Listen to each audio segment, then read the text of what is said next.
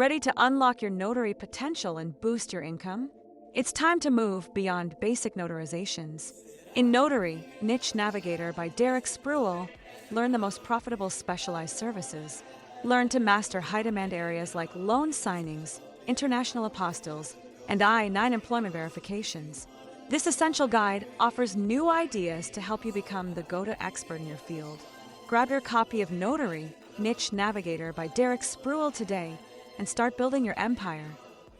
Welcome to Notary Knowledge. It is Money Making Mondays, and I am Marylyn. And I am Eddie. We are so glad you're tuning in today. Yes, we are. And before we jump right into today's topic, we just want to remind you to pick up the Notary Knowledge books by Derek Spruill. Absolutely. Yeah, those books are a game changer. And make sure to visit the Notary Knowledge website as well. Right. And if you are getting value out of our shows, please, take a second to rate the show, subscribe, and definitely share the podcast with others. It helps us out a ton. It really does. So today we are talking about B2B medical directives. Yes. And specifically, because it is Money Making Mondays, we are looking at this from a savvy strategist perspective. We are talking about embedding your services into an existing business workflow. Exactly. We are looking at the massive logistical, legal, and operational nightmare of notarizing medical documents in healthcare settings. I mean, think about it. You are in a hospital bed, hooked up to an IV, listening to a heart monitor beep. Right. It is incredibly stressful. Yeah, and you're trying to establish your final medical wishes, like an advance directive or a medical power of attorney. But instead of peace of mind, you're told you have to wait for a mobile notary to, navigate city traffic and find hospital parking. Which is it's a total administrative bottleneck. It is wild that in an environment with such advanced medical science, we are still relying on this totally clunky paper-based process. It really is. And the hospital is paying sometimes over $200 an hour for this chaotic privilege. It is just bad business all around. It is. And, speaking of that wait time, remember Bella in Michigan? Oh, yeah, from her email last week. Right. Bella was saying she actually lost a hospital contract because her mobile wait times were just too long for their stat calls. The doctors literally could not wait for her to fight through downtown traffic. Exactly. And that is the bedside reality we are dealing with. The physical environment alone fights against the traditional notary process. You finally get to the room, and suddenly a nurse rushes in to change an IV. Oh, or a doctor comes in for rounds and pushes you out into the hallway for another 30 minutes. Right. And on top of that, you are legally obligated to assess the patient's state of mind. You have to make sure they are alert and willing. Which, how are you supposed to do that if the patient is on heavy painkillers? Oh. Or drifting in and out of sleep? I mean, you literally have to track down an attending physician to confirm they are legally competent. Which pulls doctors away from saving lives. It turns a medical emergency into this amateur legal deposition. Yeah, it really does. And then there are the fees. Owen in Colorado actually brought this up recently. He was trying to figure out how to structure his fees for ambient transport because traditional mobile notaries are expensive. They really are. Our sources highlight Leakmead Mobile Notary out in Nevada. They charge transport fees ranging from $90 all the way up to $210 for a single 1-hour stat delivery. And that is just for the ink signature. The hidden costs on the back end are even worse. Wait, what do you mean by the back end costs? So once that paper is signed, someone at the hospital has to manually scan it, type in the metadata to attach it to the right patient file, do a QA check, and then securely destroy the physical paper for HIPAA compliance. Oh, wow. Yeah, I didn't even think about the manual data entry side of it. Right. And sources estimate that manual scanning and indexing costs hospitals about $20 per individual file. When you add that up, it contributes heavily to the $262 billion the healthcare industry wastes every year on administrative complexity. That is just mind-blowing. $262 billion. So, okay, the obvious question here is, why don't they just use a nurse? Right. I mean, if outside couriers are bleeding the hospital dry, why doesn't the hospital just ask the nurse standing right next to the bed to sign as the notary? They are already there. They know the patient. So doing that introduces a massive, potentially catastrophic conflict of interest. Really? Just from a nurse stamping it? Yeah, because the whole foundation of notarization is the impartial third-party witness. If a hospital employee notarizes an advance directive for a patient in their own facility, it rips a giant hole in that legal defense. Oh, I see. Because they work for the hospital. Exactly. Imagine a patient signs a do not resuscitate order and an administrative clerk notarizes it. A few days later, the patient passes away. An angry family member could easily sue, claiming the hospital coerced the patient into limiting care just to save money or free up a bed. Wow, yeah, that is a huge liability gap because the notary's paycheck comes from the hospital, so their impartiality is compromised. Right. The hospital is basically grading its own homework on a life or death document. But wait, don't state laws vary on this? Because I know in states like Florida and Pennsylvania, corporate employees can technically notarize company documents, right? Assuming they don't get a direct bonus for it. Technically, yes. Yep. Commerce laws in some states might allow it. But there is a huge difference between what is technically legal and what is liability proof in healthcare. Ah, gotcha. Yeah, hospital legal departments do not play around with technically legal. They are all about risk mitigation, especially with end-of-life care. And it's even more complicated because document execution laws are so fragmented. Oh, for sure. Like North Carolina requires a notary plus 2 separate impartial witnesses for advanced directives. Which is a complete nightmare to coordinate in a restricted hospital ward. Right. And then you look at Colorado, where you don't even strictly need a notarization for a medical durable POA. But hospitals there still require it internally to prevent fraud. They know estranged family members will contest a simple signature. Exactly. So you have this multi-billion-dollar administrative mess wrapped in a fragmented legal minefield.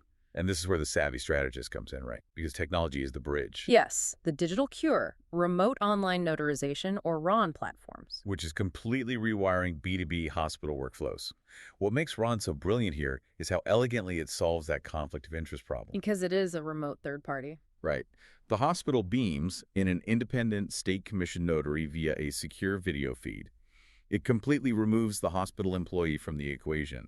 The impartiality is mathematically and visually documented. And the economics are just staggering. Instead of that $90 to $200 physical courier fee, enterprise RON platforms like Notary Live, Pactima, or Proof, they drop the cost to just $1.50 to maybe $3 per session on enterprise tiers. It's an incredible cost reduction. But honestly, the real magic isn't just the cheap video call, it's the technical integration. Because a video call is useless if you still have to print and scan the paper afterward. Right, you're still paying that $20 back-end indexing cost. So how does the tech actually eliminate that? These RON platforms plug directly into the hospital's electronic health records, their EHR systems, like Epic or Cerner. They use API workflows like SMART on FHIR and HL7. Okay, hold on. Let's unpack those acronyms for a second, because if we are talking to notaries who want to embed their services into these business workflows, they need to know this terminology. Absolutely. So HL7, which is Health Level 7, is basically the universal language that lets medical software talk to other systems. Right. And SMART on FHIR is an API standard. Think of it like a highly secure doorway.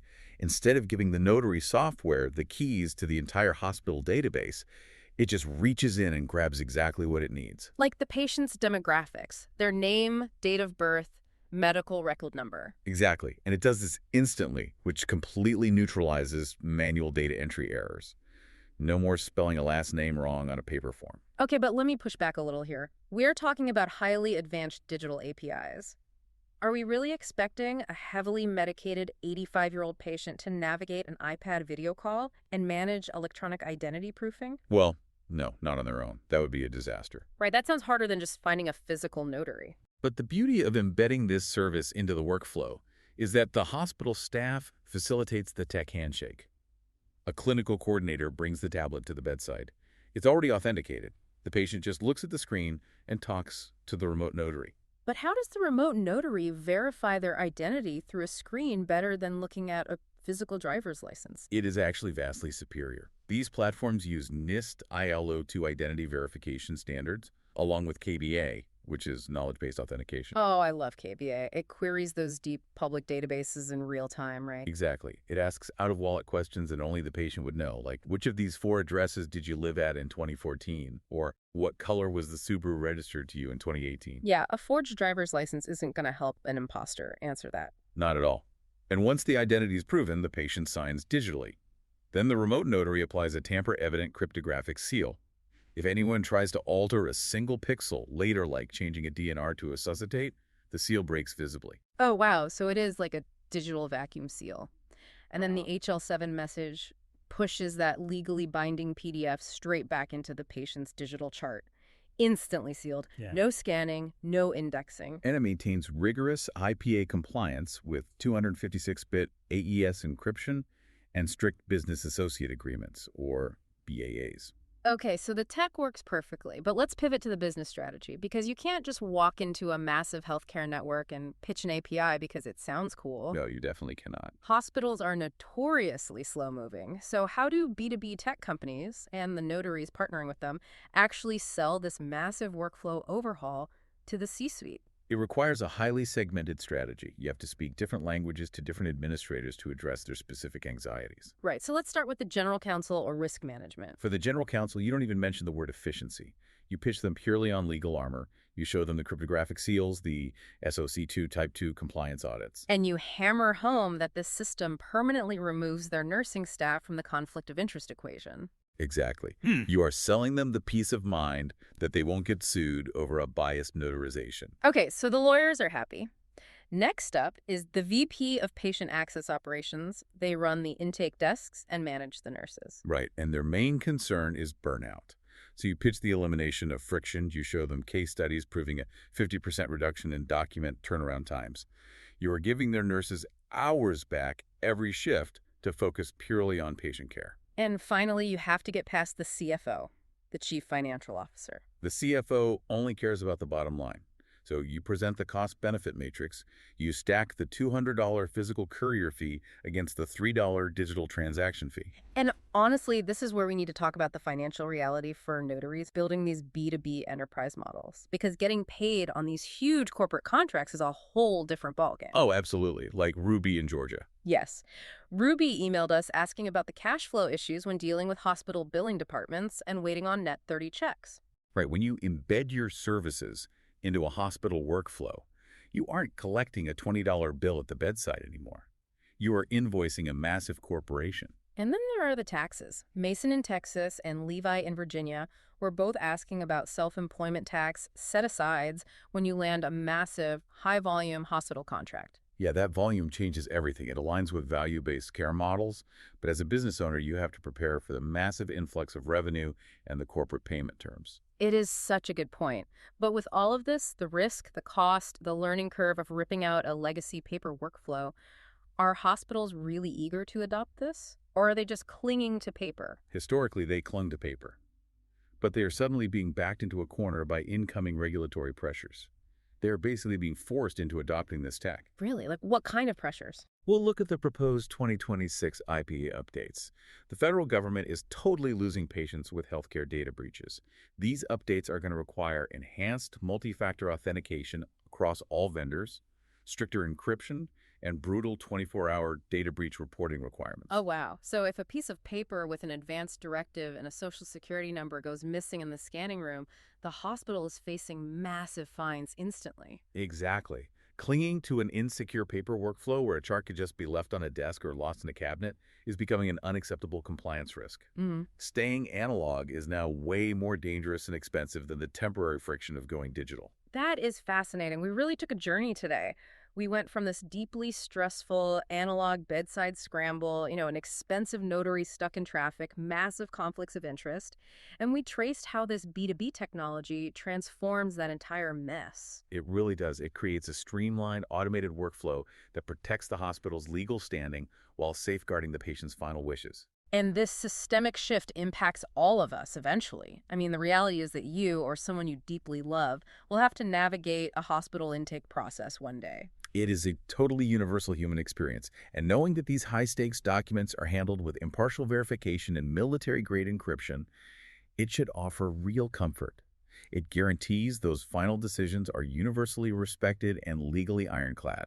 It fundamentally removes the burden of doubt from families during the absolute most stressful moments of their lives.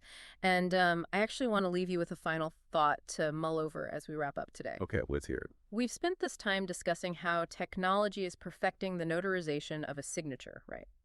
But if we can now mathematically verify a patient's exact identity, their physical location, and their clear, uncoerced intent from a hospital bed using biometrics and encrypted video, how long until the very concept of a physical signature becomes completely obsolete? Oh, that is a great point. Right. I mean, we are rapidly approaching a future where messy ink on a page is discarded entirely, replaced by a clean, undeniable cryptographic X-ray of human intent. That is an amazing way to look at it.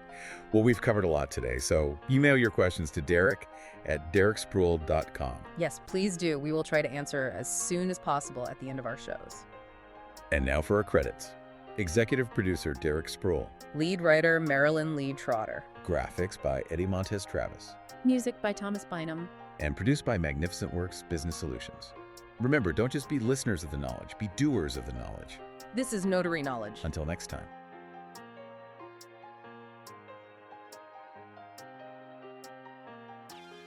Need a blueprint to start your mobile notary business? Don't stumble through the process. You need an outline for success. Introducing the Mobile Notary Blueprint by Derek Spruill. Build your thriving mobile business and protect yourself from costly mistakes with expert advice. Buy your copy of the Mobile Notary Blueprint by Derek Spruill from any online bookstore, Amazon.com, Barnes & Noble Bookstore, booksofmillion.com, bookshop.org, Mobile Notary by DerekSpruill.com, or download from Kindle and build your successful notary business today.